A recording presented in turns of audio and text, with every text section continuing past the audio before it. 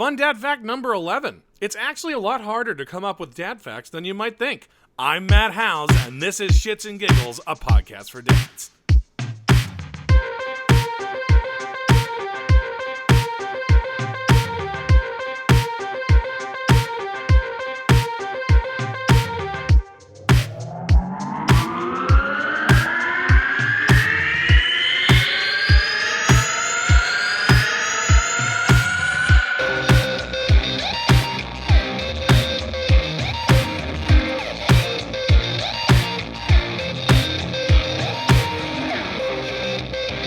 Winners, welcome back to another fun-filled episode of Shits and Giggles, a podcast for dad. I am Matt Howes, and I will be your Sherpa up the mountains of dadness. Here I am once again to give you and impart unto you the wisdom of my many a year as being a father, or many a month, as it were. My daughter is 4 months as of the recording of this episode, so shout out to little P, my little Penny Pooh. I want to start off a little differently today. I want to start off with a review for this wonderful restaurant I went to. So this is going to be completely unrelatable to anyone who does not live in Southern California. But I'm never fully satisfied with breakfast, by the way.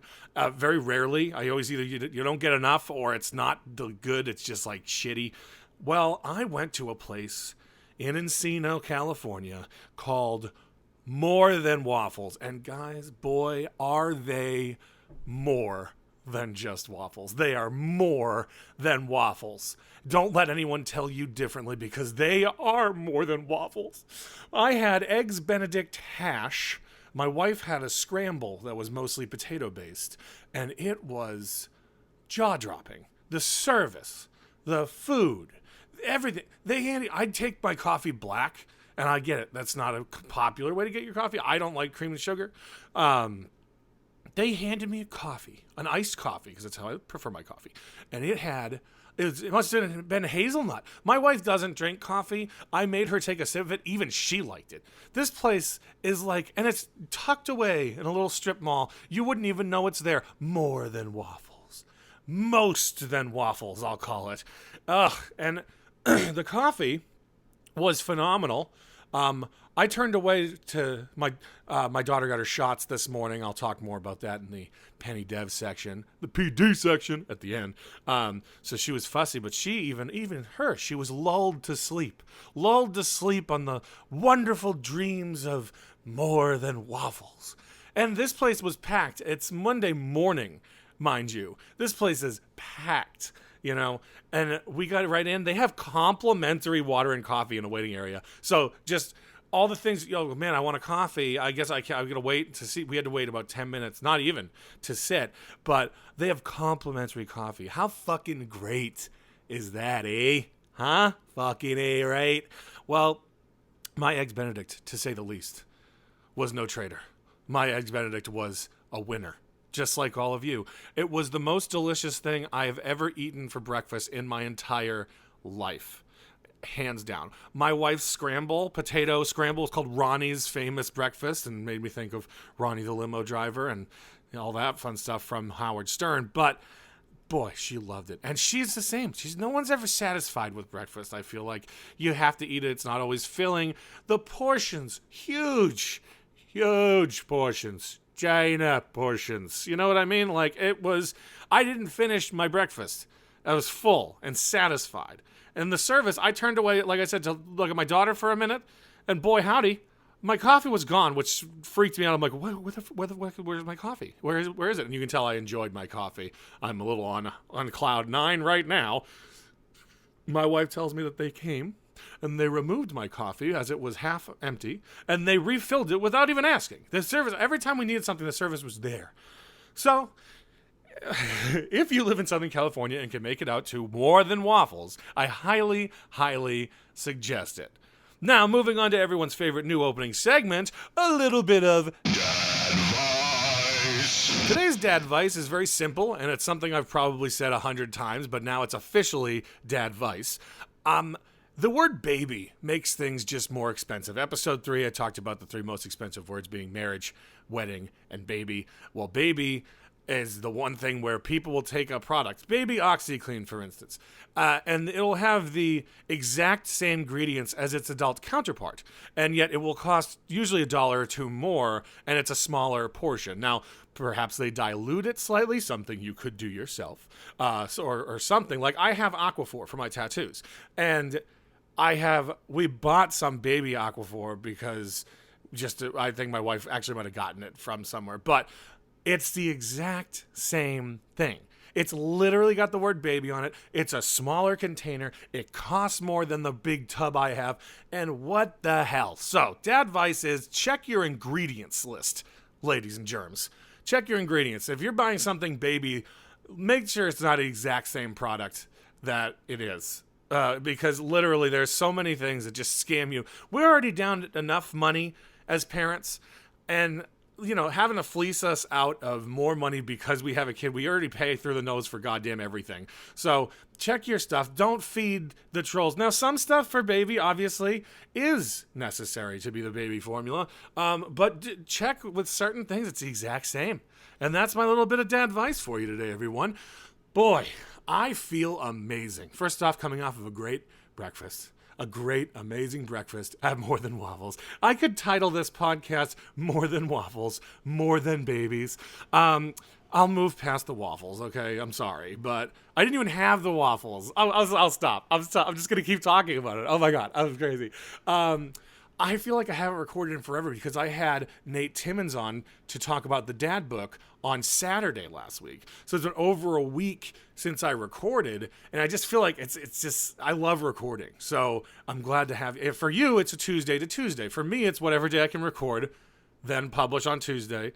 And sometimes I know it's not till later on Tuesday. This one will be, again, I don't have to tell you when this episode is going to drop. I don't know why I keep doing it, because you are currently listening to this episode. So apologies for saying that. It's telling you, and usually it's at the end.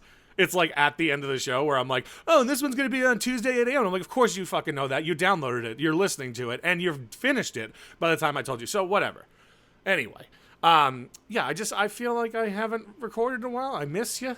I love posting pictures. I just started getting back on the old Insta.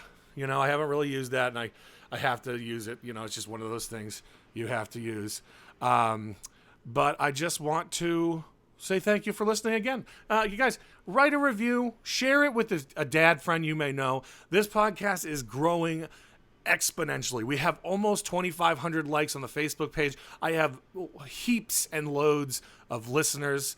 And I have people reaching out to me, and so I feel like I'm doing something here. So if you find that you know someone who could benefit from the show, you send it on over their way, and they will thank you for it, I assume. I don't know who they are. I don't stamp of approval any of this. Okay, so if it doesn't work out, it doesn't work out. That's your fault. Hey, prepared material for today, guys. I am a moderator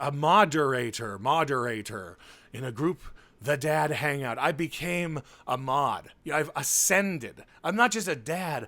I'm not just a dad bod with a dad with a dad bod. I'm a dad mod now. And this is one of my favorite groups, The Dad Hangout. It's The Dad Hangout. The guys on there are pretty chill, we were bombarded and attacked by another Facebook group. This is so weird, by the way. Apparently there are grudges between Facebook groups, which I'm in a mod chat with the other fellas. And apparently there's like beef with different dad groups out there. Like where I said there was no drama really in these groups, there is a bit of drama with the mods and different groups, stuff you wouldn't know until you were on one. And it's a little weird to me that there are groups that are out actively attempting to sabotage our hangouts. But yeah, it's a thing, guys. Weird as that sounds. But it's cool. This is the one that I like. It's a smaller group right now. I think we have about 300 strong.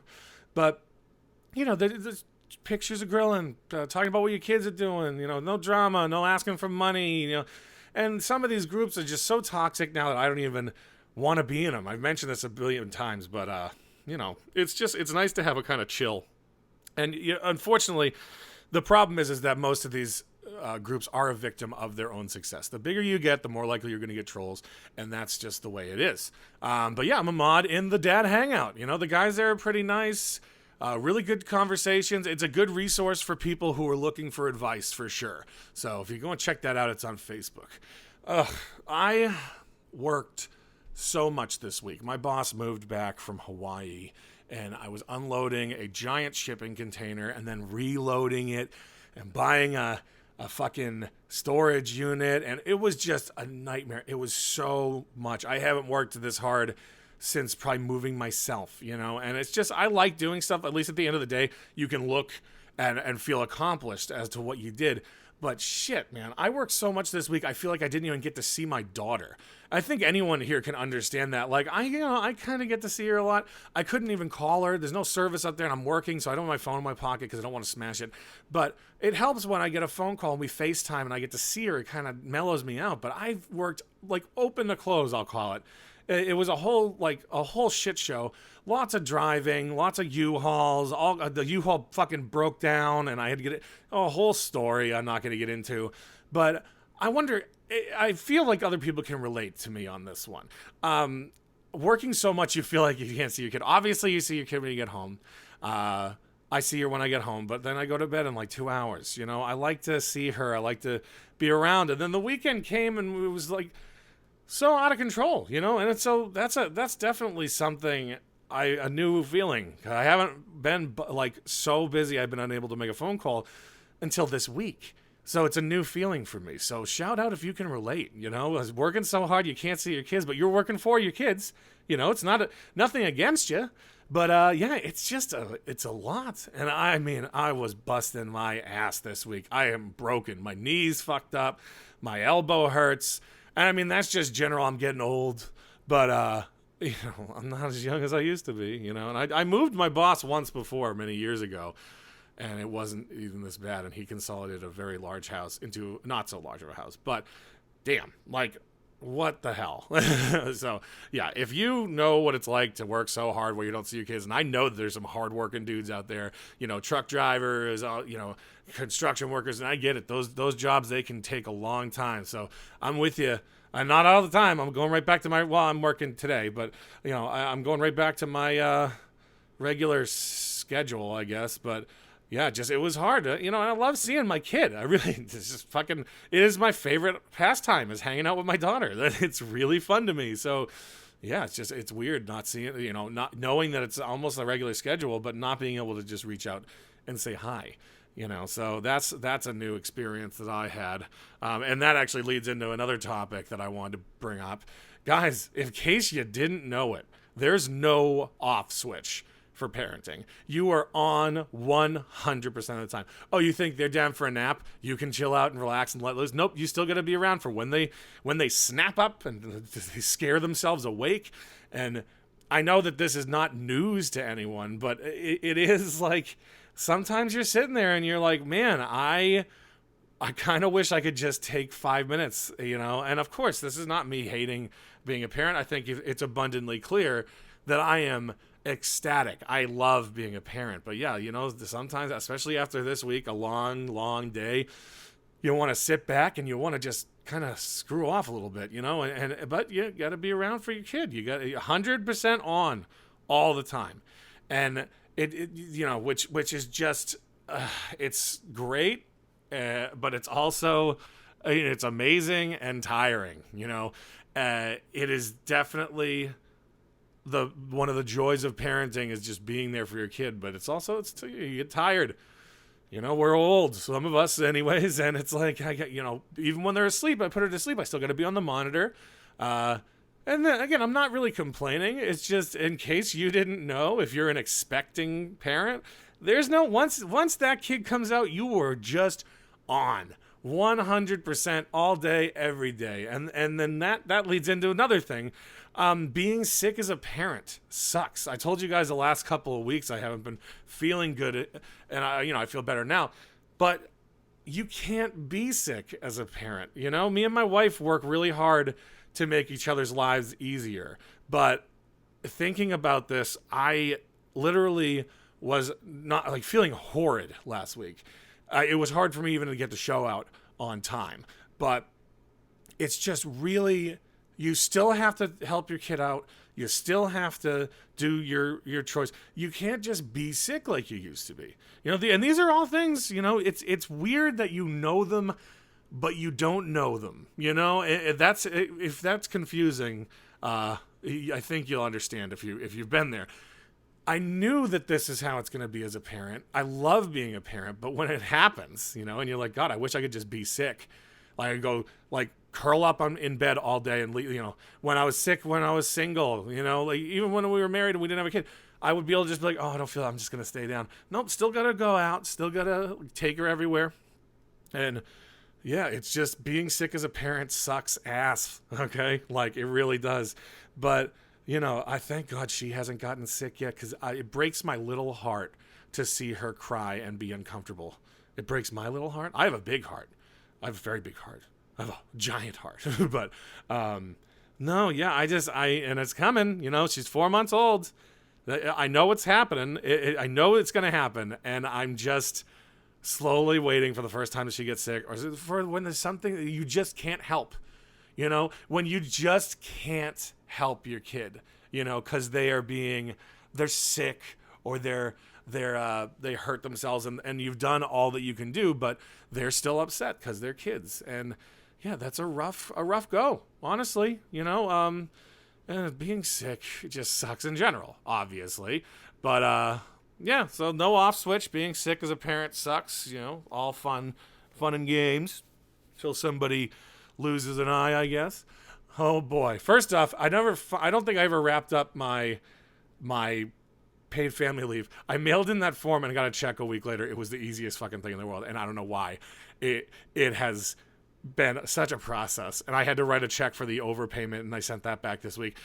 But yeah, so that's done. Paid family leave's over. But guess what? Guess what else we got? Daycare debaucheries part 4. Everyone, this is a new hope of my daycare debacles. So, I mean, we went on standby for KinderCare. It's all of our ducks are in that basket. They're supposed to have a new opening in October. Well, it's November, and we get a call saying they're opening their new room. I don't get the call, by the way. My wife does. And she took her sweet ass time telling anyone. This has literally been on our plates for as long as I've been talking about it. Legit, like weeks and months. We should have looked far earlier than we did. Again, my note on this: when you're pregnant, before you start having, when you decide you want to have a kid, find a daycare. Then get pregnant, have the kid, and then go to daycare. It is so hard to find a good quality daycare place, but we do like KinderCare. So anyway, my wife gets a call. I'm sitting. This is, I'd say, a week after she gets a phone call about this. She didn't tell my mother-in-law, my mother, her father, me. Penny probably didn't even know either. And I literally were just sitting watching TV. Penny's taking a nap. And she goes, oh, did I tell you about KinderCare? And I'm like, oh, what? They did you call them? It's like, oh, yeah, they have a spot open. We're going to go in next week or something like that. And I'm like, what? And I'm like, how much? She's like, oh, I just forgot to tell anyone. I'm like, this has been on our minds for a while. I want to get her socialized. I want to get her to be around other kids, and I just want her to have some education during the day. We're she come to work with Sarah, but Sarah's got to work, and it's a lot for us to handle. So daycare is going to be great. I have my car seat installed. She has her car seat installed, so we both can handle it. But I'm like, a week? You didn't tell anyone, and not even your mom? And it's just so laughable. Because it's just been we've had a stressful last couple of weeks for sure. But the fact that this very important part of what we've been working on with our child was just so shitty. And of course, I'm not mad at her. I'm not, because it's, again, the news is good. But I just was like, how could you sit on that for a week, Sarah? Christ. Anyway, that's my fun thing.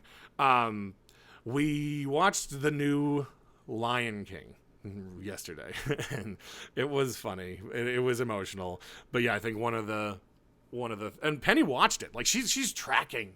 Yeah, I'll get into again with Penny's development at the end, but the new Lion King was good, but it was good, not great. No one had facial expressions. because, reasons, I guess. They're like, oh, it's realistic. I'm like, but the whole point is it's lions that are talking and dancing and singing, so it doesn't need to be. They did do a snippet of Be Prepared, my favorite song, but I guess it's too Nazi-esque to do that song. I think it's problematic, but it was good. It was fine. I mean, I am not for Disney just redo it. First off, draw from a new well. You're Disney. You don't have to make the same shit over and over again just to make money. But then again, you're Disney, so you do. But yeah, it was good. I suggest it, I guess. But I have been wanting to talk about this for so long, and it's coming at you. Here is the day's good news, dad news.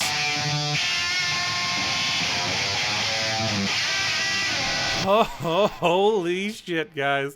My favorite story that's been in the news the last couple of months is this Ukrainian chick who's like supposedly 30-something years old, adopted, threatened to kill mom, push mom into an electric fence, bleaching the coffee. Wow, it's still happening. She was on Dr. Phil. Dr. Phil threw some shade at her, but it felt like she was kind of living her best life on that show. And I am still on team 33-year-old psychopath, but some people have been swayed. This article is from usatoday.com. Dr. Phil on Ukrainian adoption scandal. Are you a 33-year-old scam artist? That's the title. This story has Lifetime movie written all over it. Adoption, abandonment, international intrigue. The girl at the center of this bizarre saga, Natalia Grace Bennett, whose parents from Indiana claim is actually a Ukrainian woman with dwarfism posing as a child. She did her story on Thursday of last week on Dr. Phil. I guess it comes down to whether or not you're an evil, psychopathic demon child that's come over here to murder everybody, he says in another clip. I just want people to hear my side, Natalia Grace says. Oh, she has my daughter's middle name, psychopath. They say that you scammed them, that you lied about your age and came over here and terrorized them, McGraw says. It's not true at all, says Natalia Grace, shedding some tears. Crocodile tears, people. Crocodile tears. Natalia Grace now lives with another Indiana couple and their 5 children, the Mans family, according to the Daily Mail.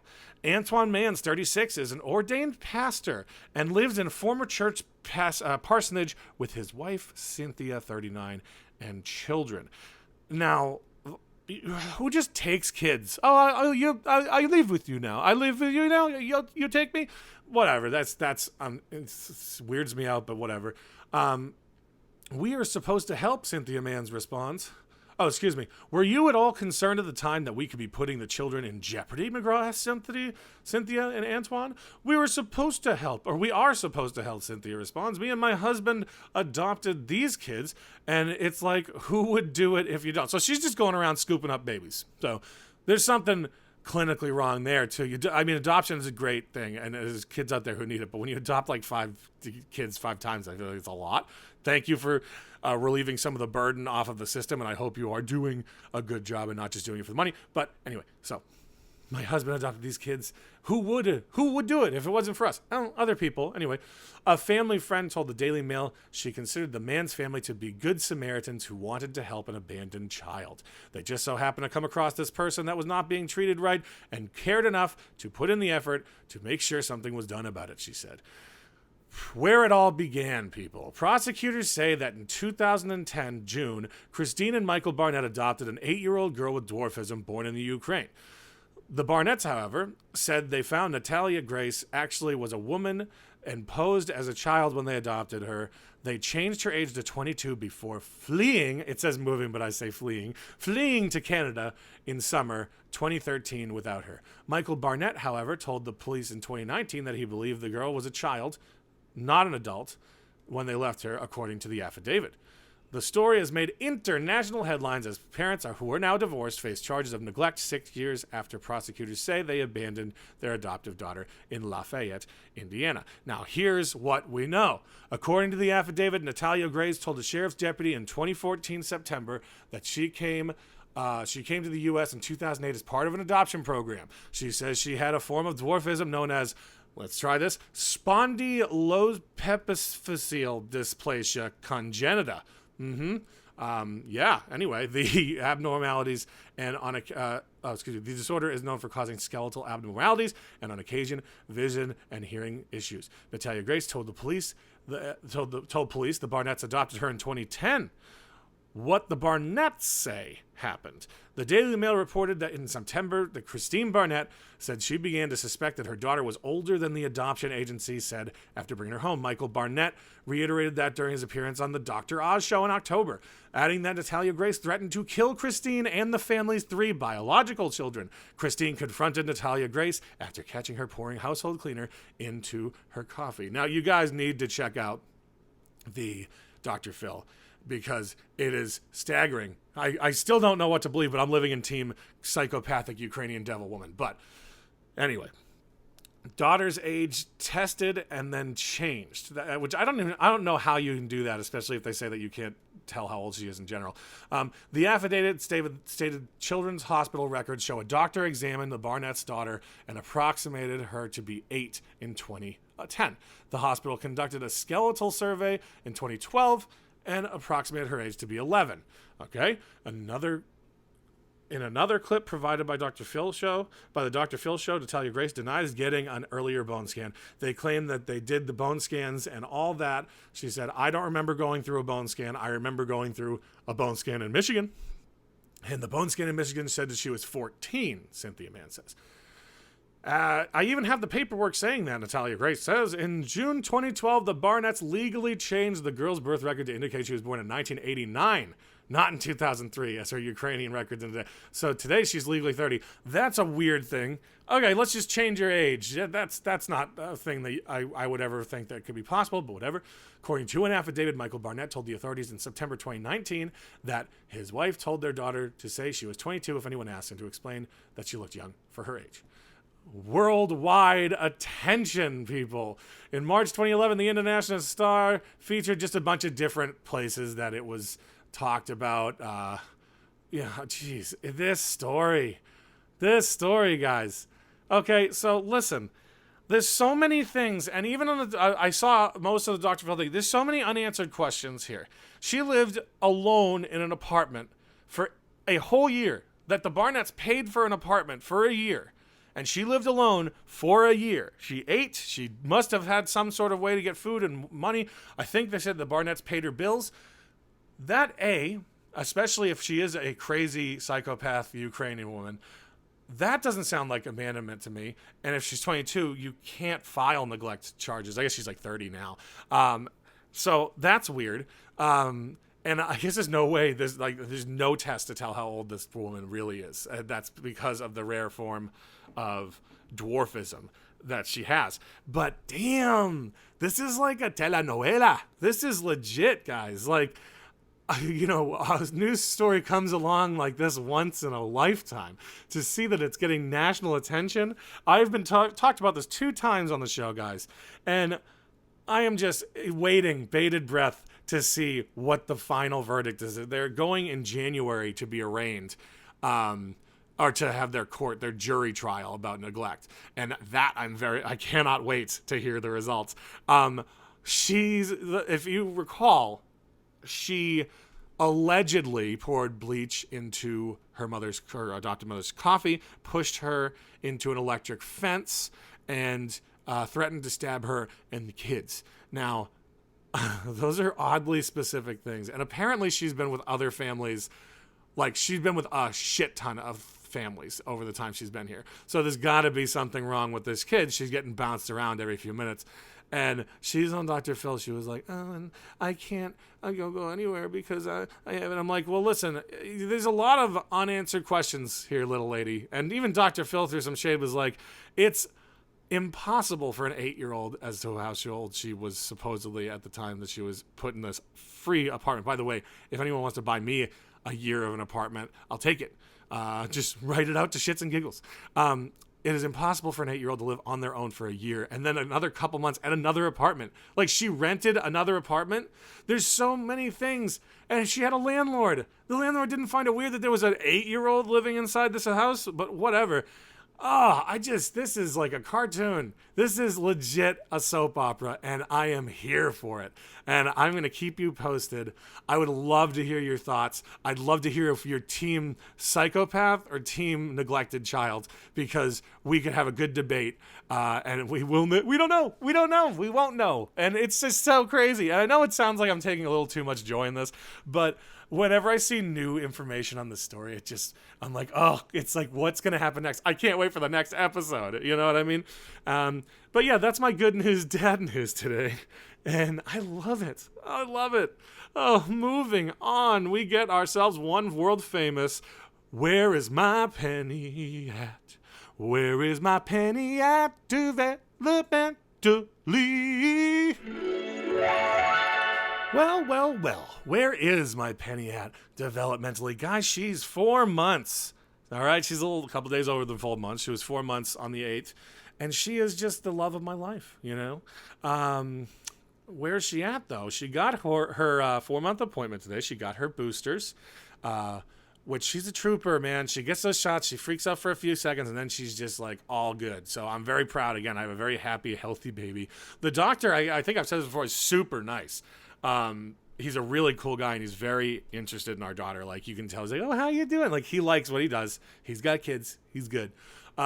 Just a heads up,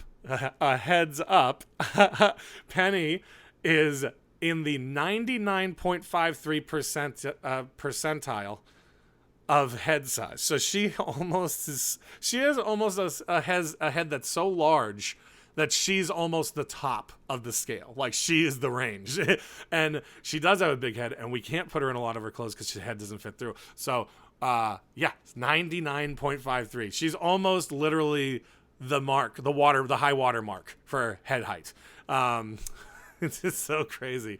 Cool thing that she's been doing when I'm changing her, you know, I have my tattoos on my arm, and they're black and white, you know, just regular tattoos. And she will grab my arm and just fixate on my tattoos. And she's like looking at them and like reading over them. She loves the shapes and I guess the colors. And it's just super, because you can tell she's not just grabbing my arm. She's grabbing my arm and she's looking up and down the various tattoos I have on my arm. And she is just obsessed. She is fascinated by my artwork.